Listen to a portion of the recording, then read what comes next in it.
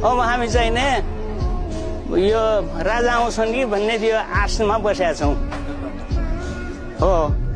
यिनीहरू त सिद्धिदिए नि। अब हामीहरू नेवारी भाषा बोल्न जान्दैनौँ किनकि हामी चाहिँ नि हामीले सिकेनौँ त्यो। आमा बुवा पहिले बोल्नुहुन्थ्यो, अब हामीहरूले त्यो सिकेनौँ। अहिले तपाईँहरू बोल्दाखेरि डोटेली बोल्नुहुन्छ? डोटेली बोल्छौँ।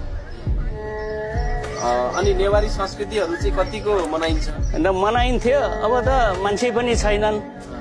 यहाँ चाहिने जस्तो काठमाडौँमा जात्राहरू हुन्थ्यो, सब चाहिने जात्रा यहाँ हुन्थ्यो। अब चाहिने मानिसै छैनन् कोही। अब देखिहाल्नुभयो यो अहिले दिउँसोको अवस्था, एउटा मान्छे हिँडिया पनि देखिन्न। मैले भनिहालेँ नि, स्कुल र कलेज नभइदिएको भइदिए समाप्त।